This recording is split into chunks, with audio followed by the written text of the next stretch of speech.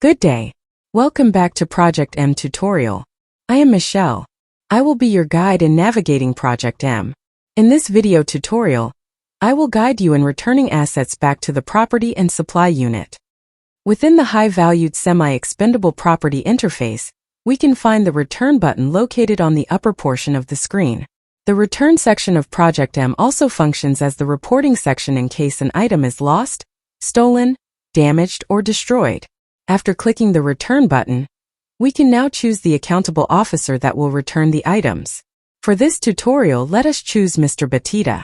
All assets issued to him are now shown in a list. Let's try returning the chair by clicking it. After that, we are required to select the current condition of the asset.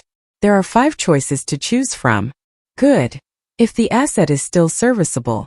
Lost, if the asset's whereabouts are unknown, or it cannot be recovered.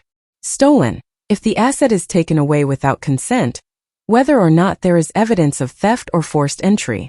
Damaged, if the asset's functionality is impaired or broken, or partially inoperable, but can still be repaired. Destroyed, if the asset is completely unserviceable, or broken beyond repair. Let's choose Good as the current condition of the chair. After that, we are required to select Reason for Return. There are 5 choices to choose from. Resignation, if the end user will resign from his position. Retirement, if the end user will retire from active service. Reassignment, if the end user will be assigned or transferred to another station. Replacement, if there will be a replacement of the asset to be returned. Return to stock, if the asset will be returned to the property and supply unit. Assuming that a new chair was purchased and will be issued to Mr. Batista, we will select Replacement as the reason for return. We will then input 1 in the quantity field. After clicking the return button below the quantity field, the chair is now added to the list below, awaiting finalization. Let's add more items to the final list. Let's choose the laptop and select Stolen as the current condition. As for the reason for return, there's no need to choose since there is only one option, for relief from accountability. We should then select the laptop serial number, then click Return. A pop-up message would then appear asking the circumstances or the background of the incident, such as the time, place, and the occurrence that took place, including the witnesses. As for this example, the circumstances would be July 15, 2024. Upon entering the office, I noticed that my laptop is missing and the office windows are open. After thoroughly checking the office, I immediately reported the possible burglary and theft incident to the nearest police station. After clicking OK, the laptop is now added to the list below.